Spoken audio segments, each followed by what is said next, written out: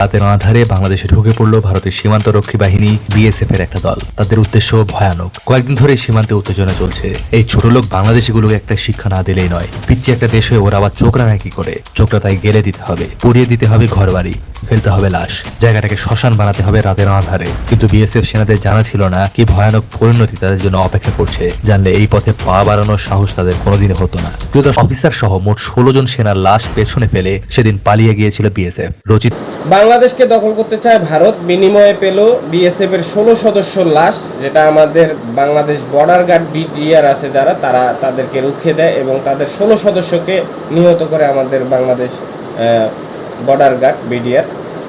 তো সেখানে কি হয়েছিল, কি ঘটনা, সেই ভিডিওটি আমি আপনাদেরকে এখনই দেখাবো। তো তার আগে বলে নিই, আপনারা দেখতেছেন বাবু বিডি নিউজ। চ্যানেলে নতুন হয়ে থাকলে চ্যানেলটিকে সাবস্ক্রাইব করে পাশে থাকা বেল আইকন বাজিয়ে দেবেন। আর যারা অলরেডি সাবস্ক্রাইব করেছেন সবাইকে অসংখ্য ধন্যবাদ।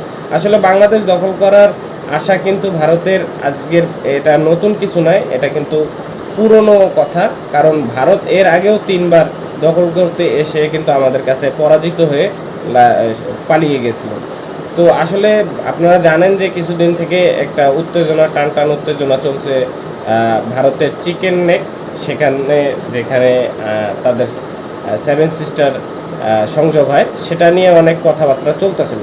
তো ভারত কিন্তু ভাবতে পারেনি যে বাংলাদেশ কিন্তু আগের বাংলাদেশ নেই। 16 বছরে যে জবাব দিতে পারেনি সেই জবাব কিন্তু বাংলাদেশ দিতে পারে, বা বাংলাদেশ বিডিআর দিতে পারে। এতদিন দিতে পারেনি, কিন্তু এখন দিবে, এখনই সময় এসে গেছে। তো আপনারা যারা আছেন ইন্ডিয়ান, তারা সতর্ক হয়ে যান। কারণ যে ধরনের কার্যকলাপ চলতেছে বেশি দিন লাগবে না। হয়তো বাংলাদেশ ছোট দেশ হতে পারে, জনসংখ্যায় আপনাদের সাথে কম হতে পারে, কিন্তু মনোবল কোনোটাই কম না। পাকিস্তানিদেরকে লাঠি দিয়ে পিটায় বের করছিল, আপনাদেরকে পিটাইতে তো সময়ই লাগবে না। তো যাই হোক, এই ঘটনাটি যেখানে ঘটছিল সেটা হলো ফেনীর আমাদের বাংলাদেশ এবং ভারতের যে ইয়াটা আছে বর্ডার, সেই বর্ডারের ওখানে ত্রিপুরায় বন্যা অবনতি হওয়ার কারণে সেখানে তারা কি করছে,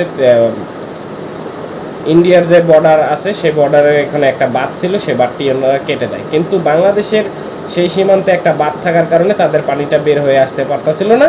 সেই কারণে সেখানকার কিছু গ্রামবাসী এবং বিএসএফ নিয়ে এসে বাংলাদেশের ভিতরে ঢুকে সেই বাঁধটি কাটার চেষ্টা করে। কিন্তু সেখানকার জনগণ এবং বিডিআরের সাহায্যে তারা কিন্তু অবশেষে ধাওয়া খেয়ে পালিয়ে যেতে বাধ্য হয়। তাদের 0 পয়েন্ট থেকে ভিতরে চলে যায় কাঁটাতারের বেড়া পার হয়ে। তো তারা বাংলাদেশের মানুষদেরকে ভয় পাইয়ে রাখার জন্য 5 রাউন্ড ফাঁকা গুলি ছোড়ে। তো তারা সেখানে সফল হতে পারে না। বিডিআর দিয়ে তাদেরকে ধাওয়া দেয়, ধাওয়া দিলে তারা ভারতে পালিয়ে যেতে বাধ্য হয়। তো চলেন সেই ভিডিওটি আমি আপনাদেরকে এখন দেখাবো। ভিডিওটি আমরা সবাই দেখে আসি। গ্রামের রৌমারী উপজেলার বড়াইবাড়ি সীমান্ত দিয়ে রাতের আঁধারে বাংলাদেশে ঢুকে পড়ল ভারতের সীমান্তরক্ষী বাহিনী বিএসএফ এর একটা দল। তাদের উদ্দেশ্য ভয়ানক। কয়েকদিন ধরে সীমান্তে উত্তেজনা চলছে। এই ছোট লোক বাংলাদেশিগুলোকে একটা শিক্ষা না দিলেই নয়। পিচ্ছি একটা দেশ হয়ে ওরা আবার চোখ রাঙায় কি করে? চোখটা তাই গেলে দিতে হবে, পুড়িয়ে দিতে হবে ঘরবাড়ি, ফেলতে হবে লাশ, জায়গাটাকে শ্মশান বানাতে হবে রাতের আঁধারে। কিন্তু বিএসএফ সেনাদের জানা ছিল না কি ভয়ানক পরিণতি তাদের জন্য অপেক্ষা করছে। জানলে এই পথে পা বাড়ানোর সাহস তাদের কোনোদিনই হতো না। প্রিয় দর্শক, আজ যে ঘটনাটি আপনাদের জানাতে যাচ্ছি সেটি ঘটেছিল আজ থেকে প্রায় 20 বছর আগে। কুড়িগ্রামের রৌমারীতে মুখোমুখি যুদ্ধে লিপ্ত হয়েছিল বিডিআর এবং বিএসএফ। বিনা উস্কানিতে ভারতীয় সীমান্তরক্ষীরা বাংলাদেশে ঢুকে আক্রমণ করেছিল, আর তাদের সমুচিত জবাব দিয়েছিল বিডিআর। 300 বিএসএফ কে রুখে দিয়েছিল বিডিআর এর জনকয়েক সেনা। তাদের সাহায্য করেছিল স্থানীয় এলাকাবাসী। অফিসার সহ মোট 16 জন সেনার লাশ পেছনে ফেলে সেদিন পালিয়ে গিয়েছিল বিএসএফ। রচিত হয়েছিল বিডিআর এর বীরত্ব গাথা। বড়াইগ্রাম যুদ্ধ নামে যে ঘটনাটি লিপিবদ্ধ আছে ইতিহাসে, সেই যুদ্ধের গল্পই আজ শোনাবো আপনাদের। বড়াইগ্রাম যুদ্ধ কেন হয়েছিল সেটা জানার জন্য আমাদের ছোট্ট একটা ইতিহাস জানতে হবে। 1971 সালের পর থেকে সিলেট বিভাগের পাদুয়া সীমান্তবর্তী এলাকায় বিএসএফ নানা অবৈধ কর্মকাণ্ড চালিয়েছে বলে বাংলাদেশ অভিযোগ করে আসছিল। এক পর্যায়ে বিএসএফ সেখানে অবৈধভাবে রাস্তা নির্মাণের কাজ শুরু করে, কিন্তু আন্তর্জাতিক আইন এবং ভারত বাংলাদেশ সীমান্ত চুক্তি অনুযায়ী সেখানে রাস্তা বানানোর অধিকার কারো ছিল না। বাংলাদেশ বারবার নিষেধ করা সত্ত্বেও ভারত রাস্তা বানানোর কাজ চালাতে থাকে। 2001 সালের 16 এপ্রিল বিডিআর সীমান্তে নিজেদের অবস্থান শক্ত করতে পাদুয়া দখল করে নেয়। এই ঘটনার জবাব দেওয়ার জন্য জন্যই 2 দিন পর পাদুয়া থেকে 80 কিলোমিটার দূরে বাংলাদেশের সীমান্তে ঢুকে বিডিআরের বড়াইবাড়ি ঘাঁটিতে ভারী অস্ত্রসহ হামলা চালায় বিএসএফ। এমনিতে মাইনকারচর এলাকার সীমান্ত ঘেঁষা 226 একর জমি নিয়ে বড়াইবাড়ি গ্রামের জমি নিয়ে ভারতের সঙ্গে বাংলাদেশের দীর্ঘদিনের বিরোধ ছিল। ভারত কয়েকবারই এই ভূখণ্ডকে তাদের অংশ বলে দাবি করেছিল। তাই পাদুয়া সীমান্তে বিডিআরের কাছে বাধা পেয়ে তারা বড়াইবাড়ি দখল করার পরিকল্পনা করেছিল। ঘটনার সময় ভারতের মাইনকারচর সীমান্তে এপারে বড়াইবাড়ি বিডিআর ক্যাম্পে ডিউটিতে ছিলেন মাত্র 11 জন বিডিআর সৈনিক। তারা হলেন নায়েব সুবেদার আব্দুল্লাহ,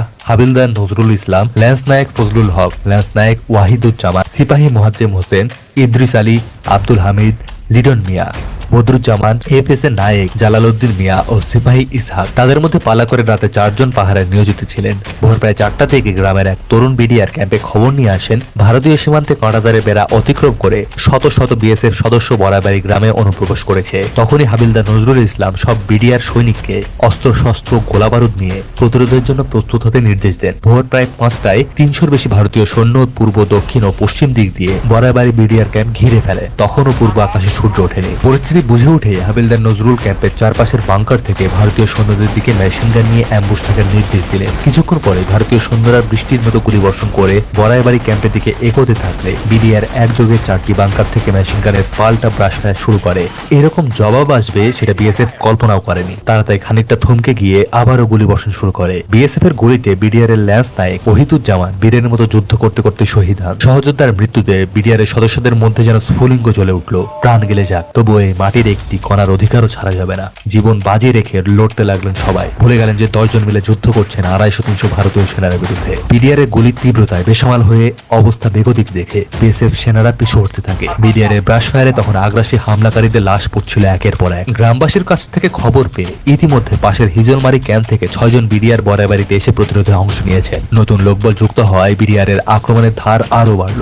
অনুপ্রবেশকারী ভারতীয় সৈন্যরা প্রাণ বাঁচাতে পিছু হটতে থাকলো ক্রমাগত। বাংলাদেশকে শিক্ষা দেওয়ার পরিবর্তে নিজেরাই চরম শিক্ষা নিয়ে গেল। পালানোর সময় কাপুরুষের মতো কয়েকটি বাড়িতে মর্টার শেল নিক্ষেপ করে আগুন ধরিয়ে দিয়েছিল তারা। ওইসব বাড়ি থেকে লোকজন প্রাণ বাঁচাতে আগেই সরে গিয়েছিলেন। বিএসএফ এর তাণ্ডবে পুড়ে ছাই হয়েছিল বড়াইবাড়ি গ্রামের 69টি বাড়ি। ক্ষতিগ্রস্ত হয়েছিল প্রায় 2 কোটি টাকা সম্পদ। বিডিআর এর ওয়্যারলেস মেসেজ পেয়ে দ্রুতগতিতে ময়মনসিংহ, জামালপুর, নেত্রকোনা, কুড়িগ্রাম ও রংপুর থেকে অতিরিক্ত বিডিআর বড়াইবাড়িতে পৌঁছে বিএসএফ এর আক্রমণ মোকাবেলা করেছিল সেদিন। তবে মূল কাজটা বড়াইবাড়ি বিডিআর ক্যাম্পের 11 জন সাহসী সেনাই করে দিয়েছিলেন। সেই সম্মুখ যুদ্ধে তৎকালীন 33 রাইফেলস ব্যাটালিয়নের ন্যাস নায়েক ওয়াহিদুজ্জামান, সিপাহী মাহফুজার রহমান এবং 26 রাইফেলস ব্যাটালিয়নের সিপাহী আব্দুল কাদের শহীদ হন। অন্যদিকে আক্রমণ করতে আসা বিএসএফ এর সেনারা তাদের 16 জন সহকর্মীর লাশ পেছনে ফেলে ভারতে ফিরে গিয়েছিল।